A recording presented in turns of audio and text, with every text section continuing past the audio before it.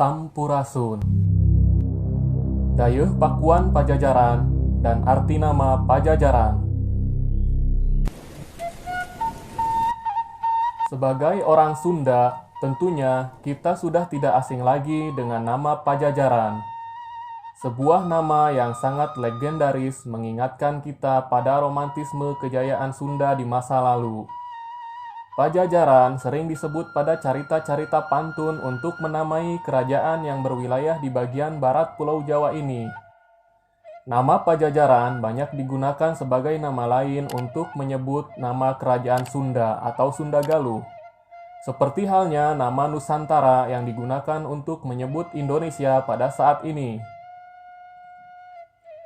Di Asia Tenggara pada masa lalu, ada kebiasaan menyebut nama kerajaan dengan nama ibu kotanya sehingga kerajaan Sunda Galuh sering disebut sebagai Kerajaan Pajajaran.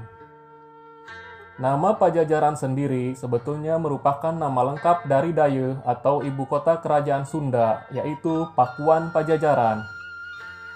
Hal ini seperti tercatat dalam prasasti Kabantenan, lempengan pertama dan kedua, yang menceritakan tentang penitipan ibu kota di Jayagiri dan Sunda Sambawa.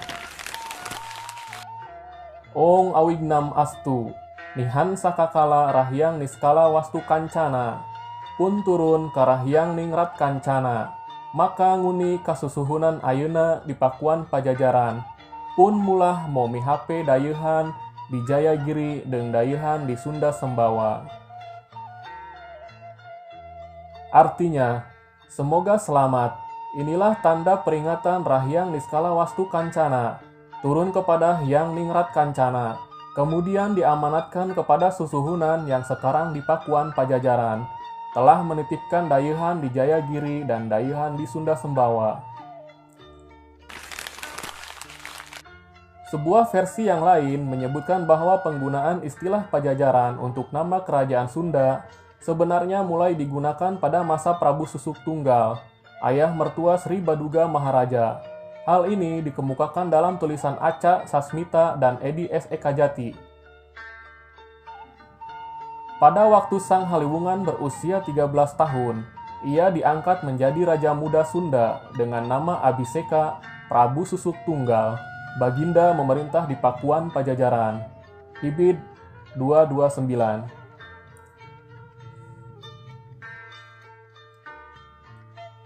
Lalu, di manakah lokasi ibu kota Pakuan Pajajaran? Lokasi ibu kota Pakuan Pajajaran sendiri oleh Tom Pires tahun 1513 Masehi di dalam The Suma Oriental disebutkan bahwa ibu kota kerajaan Sunda disebut Dayo atau Dayeuh.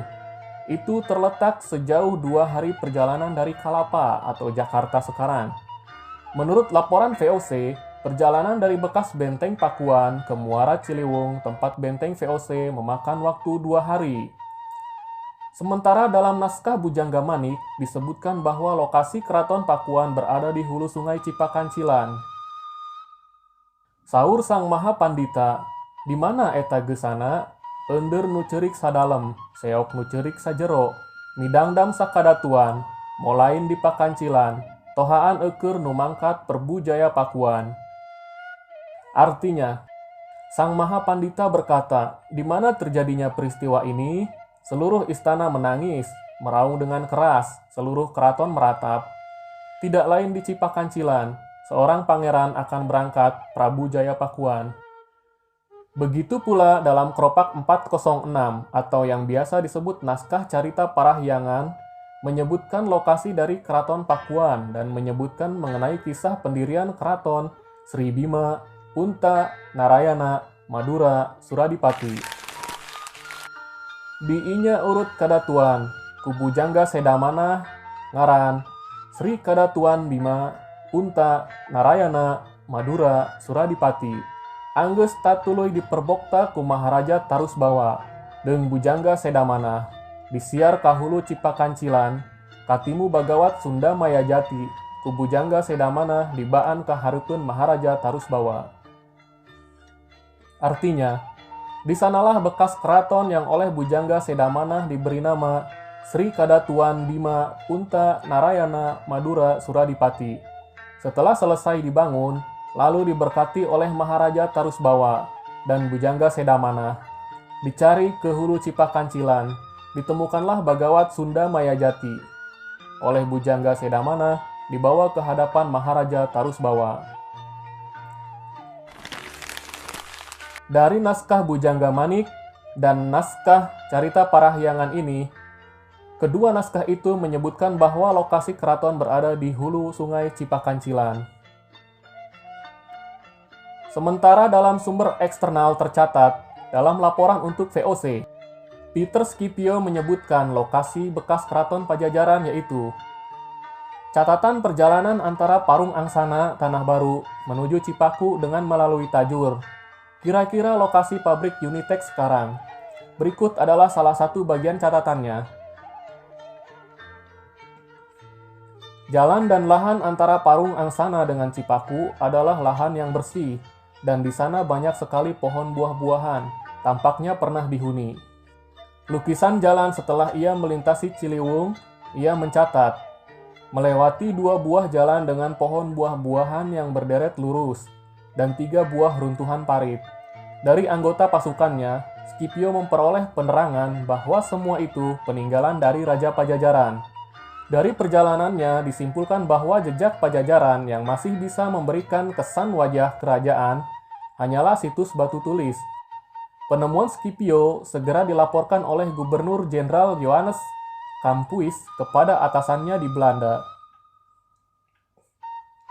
Dalam laporan yang ditulis tanggal 23 Desember 1687, ia memberitakan bahwa menurut kepercayaan penduduk, bahwa istana tersebut, terutama sekali tempat duduk yang ditinggikan untuk Raja Pajajaran, sekarang masih berkabut dan dijaga serta dirawat oleh sejumlah besar harimau.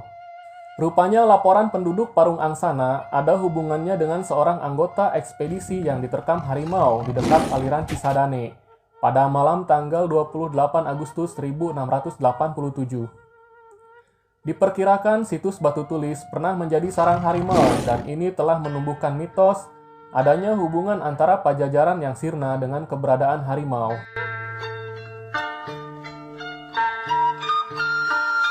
Lalu, apakah arti dari kata Pajajaran tersebut? Hingga saat ini, sudah banyak para ahli yang mengartikan nama Pajajaran, di antaranya adalah Raden Ngabei Purbacaraka tahun 1921. Dalam tulisan The Batu Tulis Buitenzorg, Batu Tulis Dekat Bogor, ia menjelaskan bahwa kata Pakuan mestinya berasal dari bahasa Jawa kuno Pakuan, yang kemudian dieja Pakuan, 1W. Ini tertulis dalam prasasti Batu Tulis.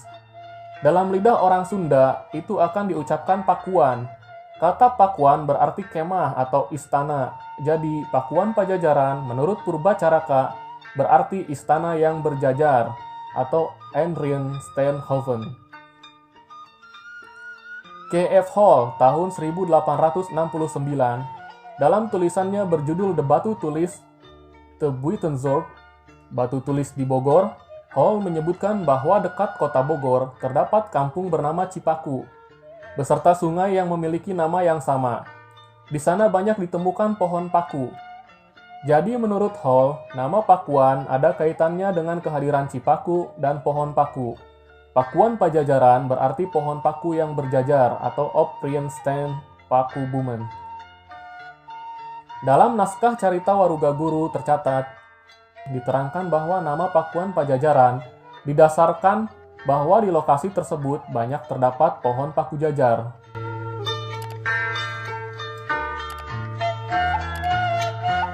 Pustaka Raja-Raja Ibumi Nusantara, Parwa 2, Sarga 3, halaman 204-205, menyebutkan nama dan pendiri keraton di Pakuan. Hana Puanung mangadegnya Pakuan Pajajaran, lawan kadatuan Sang Bima Punta Narayana Madura Suradipati, yata Sang Perbu Tarusbawa. Artinya, adapun yang mendirikan Pakuan Pajajaran beserta keraton Sang Bima Punta Narayana Madura Suradipati adalah Sang Prabu Tarusbawa.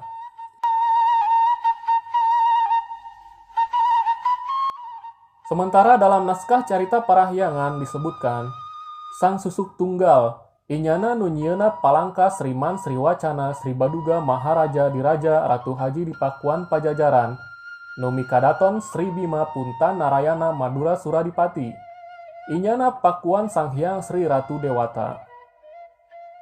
Artinya, Sang Susuk Tunggal, dialah yang membuat tahta Sriman Sriwacana untuk Sri Baduga Maharaja Ratu penguasa di Pakuan Pajajaran, yang bersemayam di Keraton Sri Bima Punta Narayana Madura Suradipati, yaitu Pakuan Sang Hyang Sri Ratu Dewata. Sang Hyang Sri Ratu Dewata adalah gelar lain untuk Sri Baduga atau Prabu Siliwangi. Jadi yang disebut Pakuan itu adalah kadaton yang bernama Sri Bima dan seterusnya. Pakuan adalah tempat tinggal untuk raja, biasa disebut keraton, kedaton, atau istana.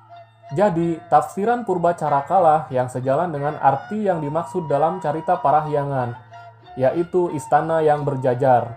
Tafsiran tersebut lebih mendekati lagi bila dilihat nama istana yang cukup panjang, tetapi terdiri atas nama-nama yang berdiri sendiri.